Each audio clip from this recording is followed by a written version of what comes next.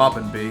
Perpuck here, and welcome back to another episode of Race the Ramen, the show where I attempt to produce unscripted the amount of time it takes to boil an instant ramen.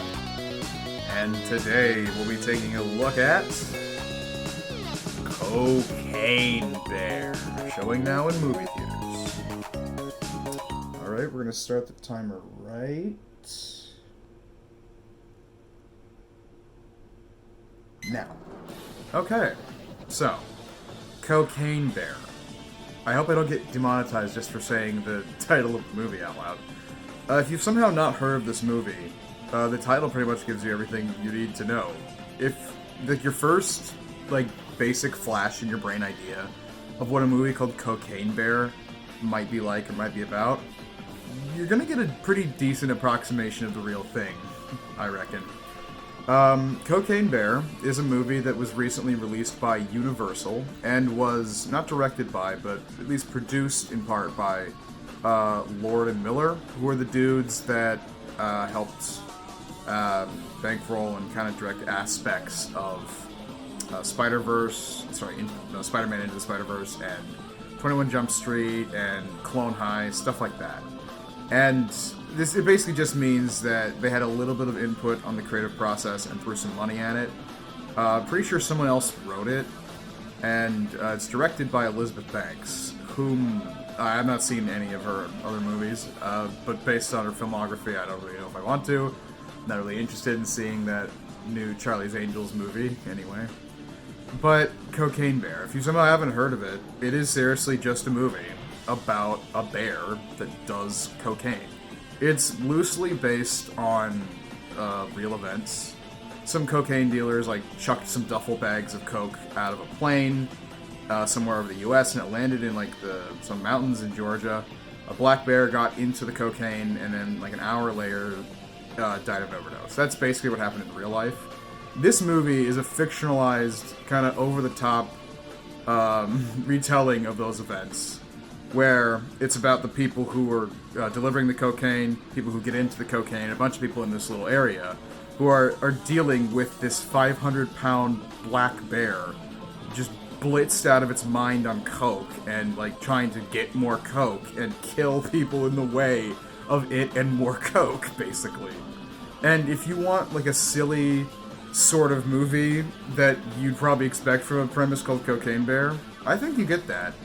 But it may depend on your own perspective how well it achieves that. You definitely get what it sets out to do. You get the basic thing of a bear on cocaine going around, being on cocaine, doing silly things on drugs, and then killing people. But you also get quite a few scenes of just humans doing human things. There's a lot of characters and a lot of plots and subplots that kind of intersect by the end, but a lot of them don't really seem like they have much to do with anything else going on in the story.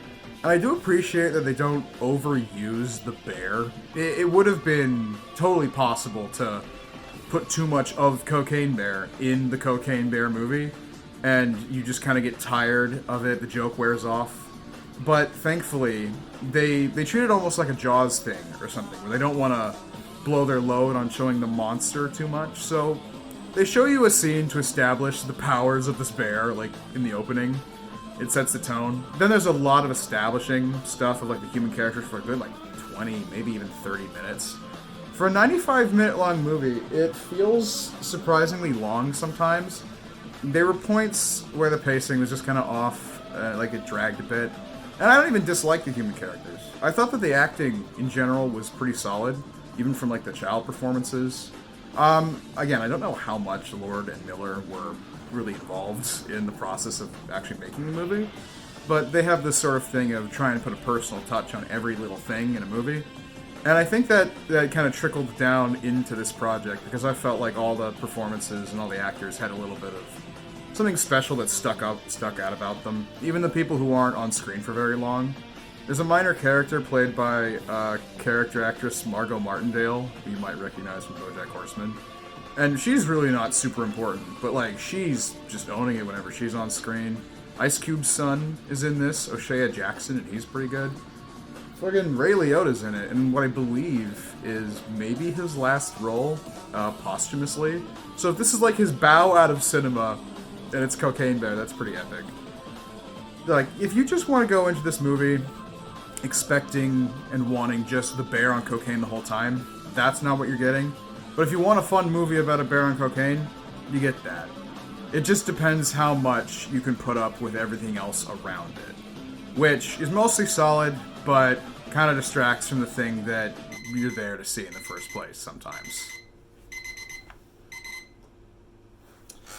Hopefully that gives you a decent impression of what I think of the movie. There's really not a lot to say on, like, expanded scale. It is essentially just the cheesy B-movie that it seems like at face value, but with a little bit more filmmaking expertise and, like actors putting in their best than you'd expect. Slightly more artfully made, I guess you could say, than you might expect from a movie called Cocaine Bear. But I also don't think it rises above anything you'd expect from a movie called Cocaine Bear. Some people are calling this, like, peak cinema and, like, the craziest shit they've ever seen. And I saw this with a bunch of my family, including my grandfather, who enjoyed it, by the way, in a packed movie theater on opening night, and the energy was electric, and that was a lot of fun. If you're gonna see this movie, I recommend you see it in theaters. But, I don't know. I can't really say it's amazing. I had a lot of fun, but if you want to, like, scrutinize it as an actual film, it's far from perfect. And as the thing it's trying to be, a movie about a bear on cocaine, sometimes it kind of shifts the focus away from the cocaine bear for a little too long. Those are basically my only complaints.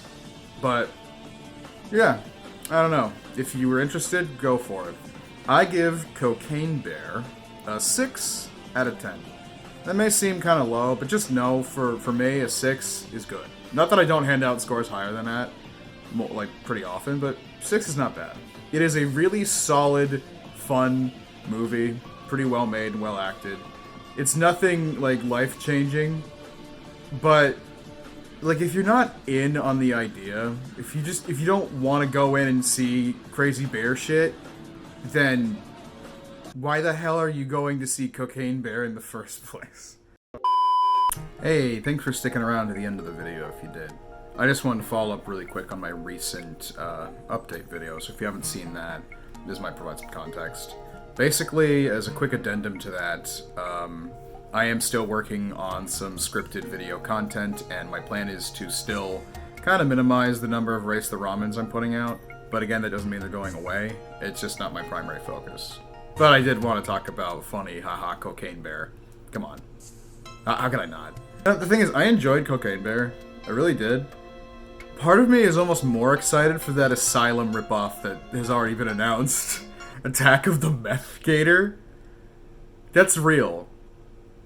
And it will soon be a thing in the world we're gonna have to deal with.